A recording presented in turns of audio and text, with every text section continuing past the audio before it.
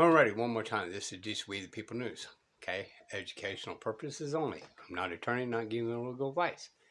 Never look straightforward. Always look around you, be able to protect yourself by any means necessary. Alright, I'm making this, trying it short as possible. This is fairly long, but this has to do with more along the lines of process this guy is actually going through over asset forfeiture, which we all know, in essence, it's unconstitutional. The property cannot commit a crime without any assistance. The simple fact that you say, hey, a property can do it, it's just, never mind. Let's go.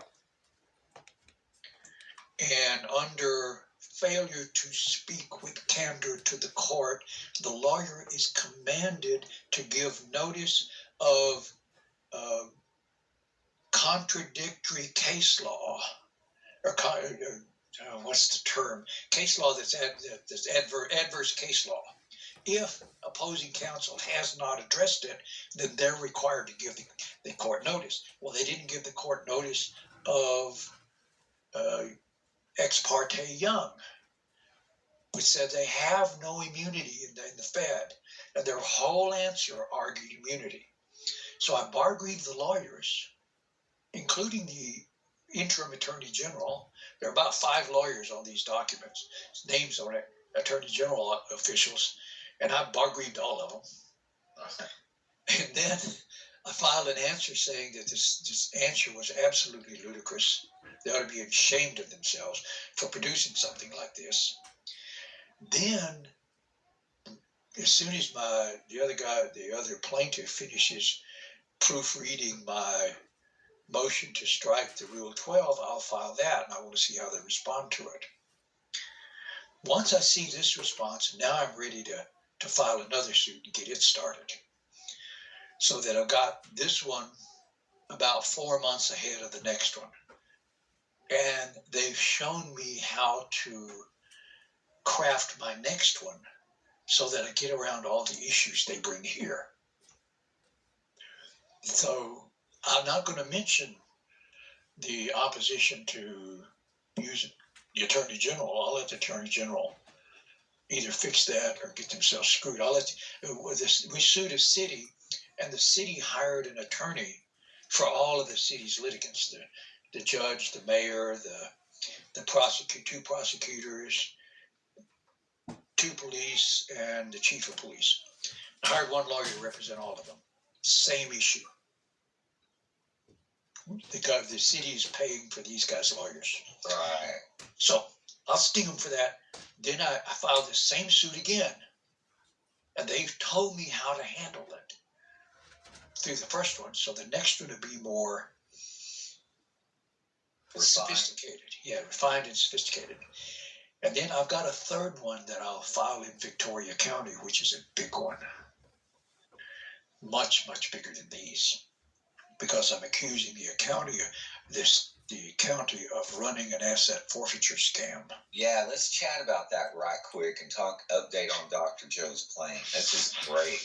Yeah, when I get to Dr. Joe's claim, I want all the arguments they're going to be bringing and have answers to them, and I'll write those answers into the lawsuit. Right. Already address them.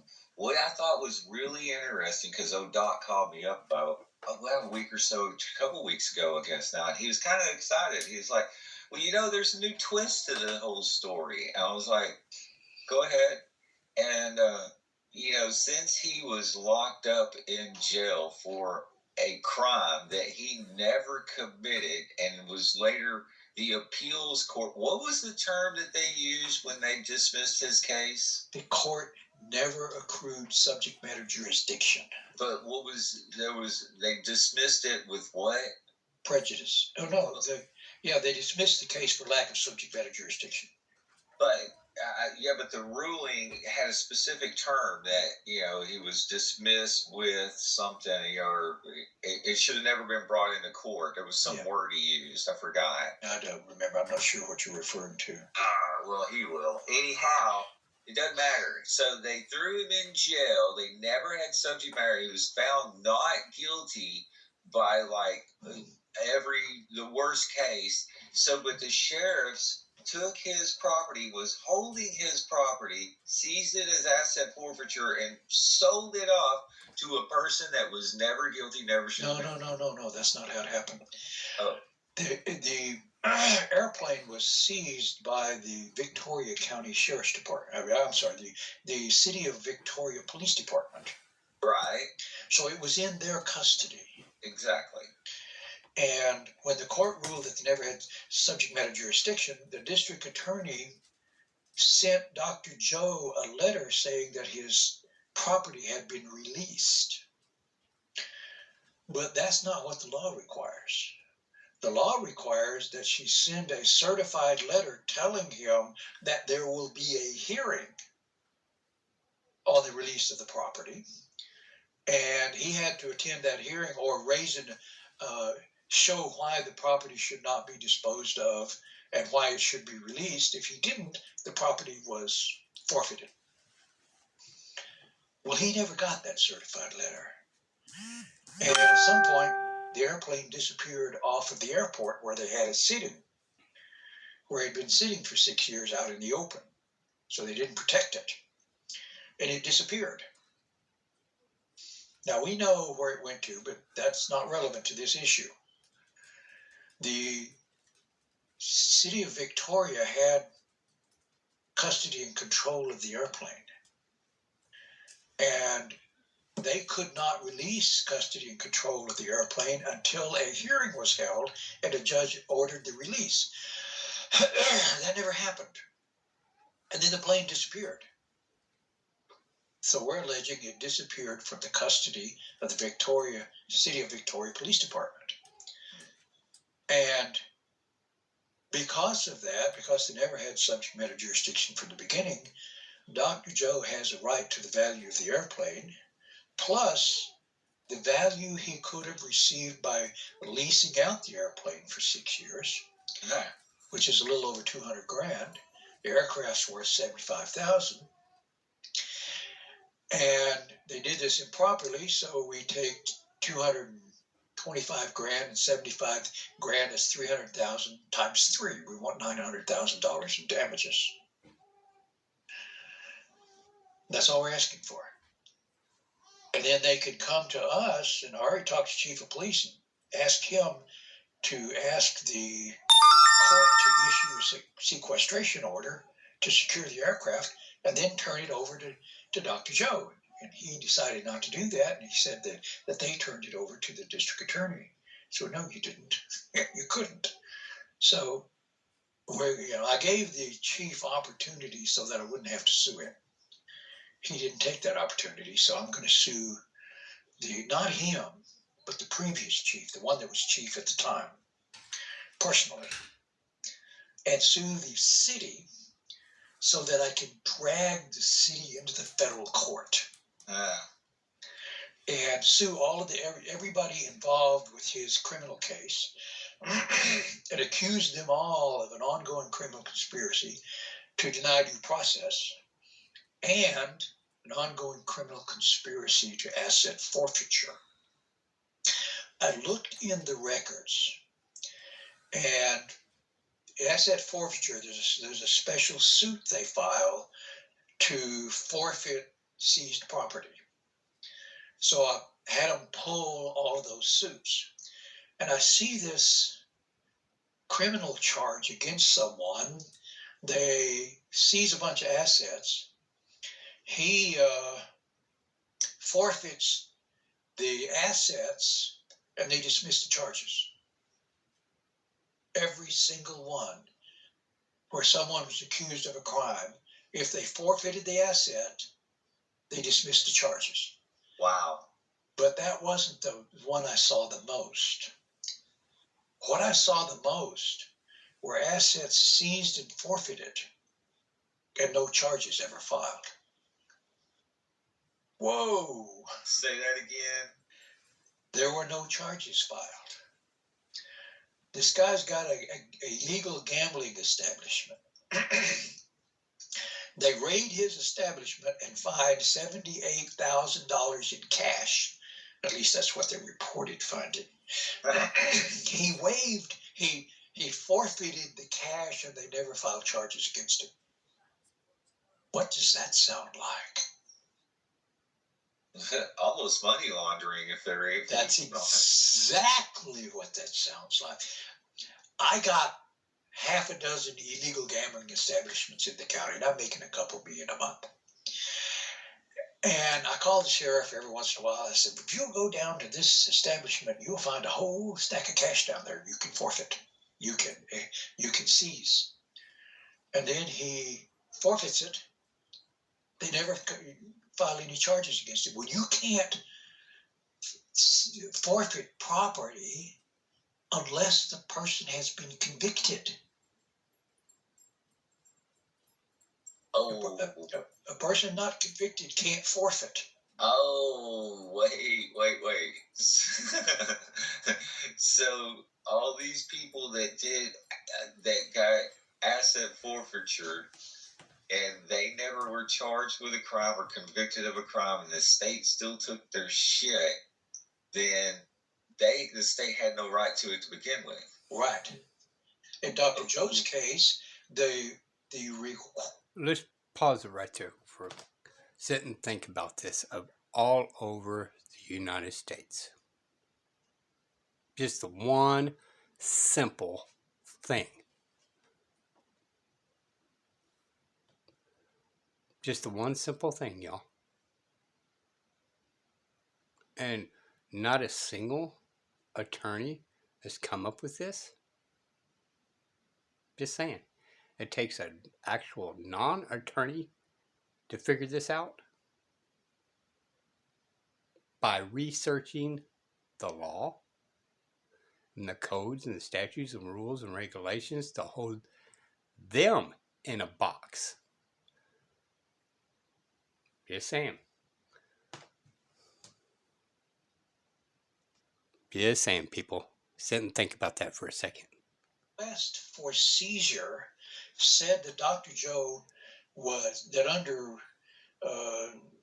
Texas Code of Criminal Procedure 59, for a first or second degree felony, property could be seized as contraband.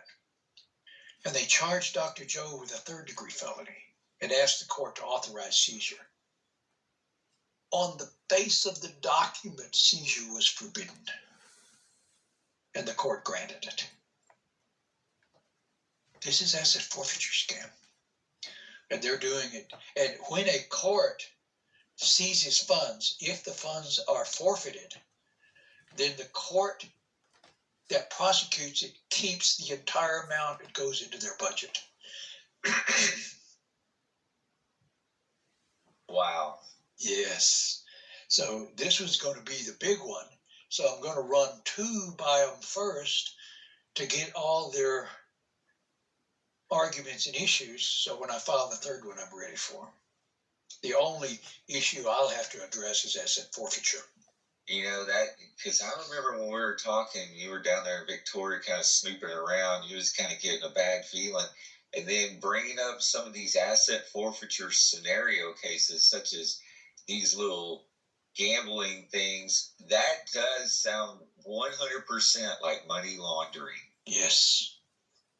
So we go down and seize the assets of the sheriff and the courts for money laundering as the proceeds of money laundering. How many other fucking counties are doing that? Probably all of them. So dang.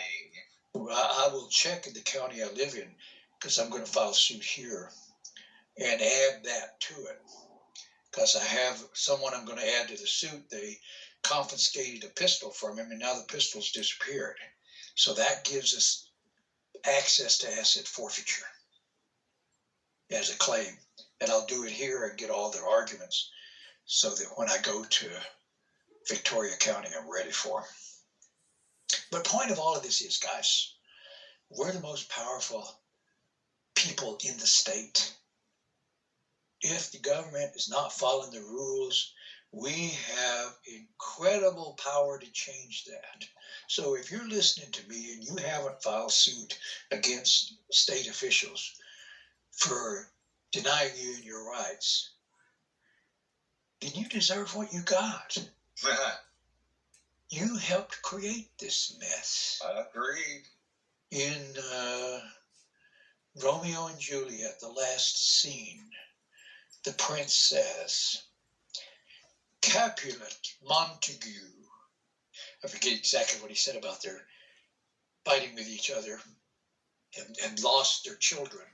And he said, and I, for winking at your discords, have lost a brace of kinsmen. He got it. His fault. He didn't fix it. Then it was his duty to fix it. A duty. It's your duty to fix this.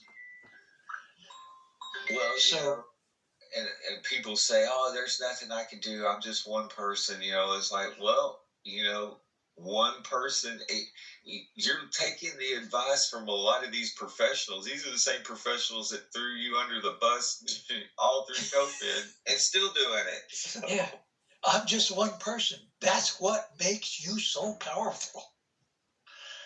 You are the sovereign. You are I don't like to use sovereign because they've screwed it up so much. No, you're a citizen in a republic. I hate the word citizen. I'd rather say sovereign. You are a sovereign person in a republic. And this is they say, oh, this is a democrat. We're in a democracy. It's like, no. Alrighty, y'all. There you go. This is We the People News. We got to think outside the box, people. We got to quit going by hearsay and actually research and understand the codes and statutes, rules, and regulations that govern them and put them in the box. Because obviously, the bar members, which includes judges and attorneys and prosecutors and all that, is not going to help you. Is it going to be a battle? Yes, it is. Criminals fight back. Just We the People News. Bye, y'all.